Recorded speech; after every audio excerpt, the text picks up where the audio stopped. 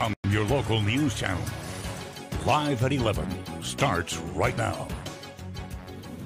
Good evening, I'm CJ Ward. We begin tonight with developing news. A court document reveals that Christian Smart's body was once buried in the backyard of the home owned by the murder suspect's father. A prosecutor says her body was recently moved from underneath a deck at Ruben Flores' home in Arroyo Grande. The document was filed Monday and posted on social media by a reporter for the San Luis Obispo Tribune. It was filed before bail arguments Monday in San Luis Obispo Superior Court when the father and the son were arraigned. A spokeswoman for the court says the documents were not supposed to be public. Ruben Flores, who is 80 years old, pleaded not guilty to a charge of accessory after the murder for hiding Smart's body. Investigators believe his son, Paul, killed Smart back in 1996. Tonight's other big story, verdicts in the Derek Chauvin trial come after nearly a year of demonstrations, 3 weeks of testimony, and 2 days of deliberation. A jury found the former Minneapolis police officer guilty on all counts today for the May 2020 death of George Floyd. Camilla Bernal is in Minneapolis tonight. George Floyd's brother, Felonious Floyd, described it as finally being able to breathe, and that's how many people here in Minneapolis and around the country are feeling. That verdict here at the Hennepin County Government Center was heard over loudspeakers, and so many people just cheering, celebrating after they heard that guilty, guilty, guilty. For many of them, this is about finally getting accountability.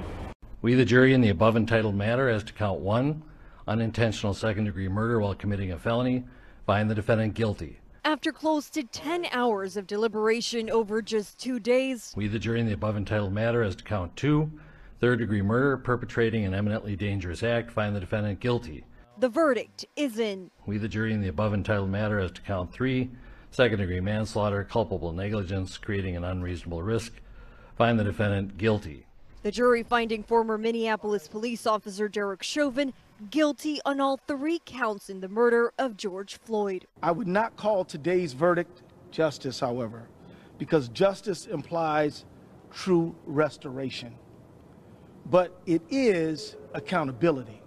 With Chauvin's bail revoked, he was led out of the courthouse in handcuffs. Say his name. Floyd's brother stood inside the courtroom as the judge read the jury's decision. Today, we are able to breathe again.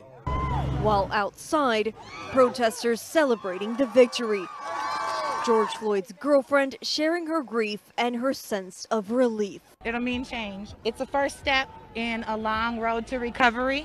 And President Joe Biden speaking to the Floyd family and the nation in the wake of the verdict. This can be a giant step forward in the march toward justice in America. And sentencing is expected in 8 weeks. We know that in the state of Minnesota, sentences run concurrently. So if we look at the most severe charge, second-degree murder, the maximum for that is 40 years. But when you take into account someone who does not have a criminal record, the sentencing guidelines suggest about 12.5 years. Now, the prosecution has already said they're hoping for a longer sentence, but that is now in the hands of the judge. Reporting in Minneapolis, I'm Camila Bernal. And Congressman Salud Carbajal tweeted today, while this verdict is a relief, our work is not over. We need to reform the practices that led to George Floyd's death in the first place. Santa Barbara County Sheriff Bill Brown released a statement saying, we saw the rule of law upheld, as it must be in order for America to survive. Moving forward as a nation, let us do so with faith in our unrivaled system of justice and with respect from one another. Cal Poly President Jeffrey Armstrong said in part, this case has elicited a good deal of anger and sadness that did not end with the conclusion of this trial. And the issues of policing, race, and social inequity will continue to be a focal point of efforts for social change. San Luis Obispo was the site of many Black Lives Matter protests in the wake of George Floyd's killing. And Santa Barbara Police Chief Bernard Malakian said the verdict in Minneapolis today was an affirmation that the legal system can deliver justice. Today represents a significant step forward in advancing the ideals this nation was founded on. Our coverage of the Chauvin verdict continues on air and online. You can read about the jurors involved in today's decision and rewatch the verdict as it was announced on our mobile app and on our website.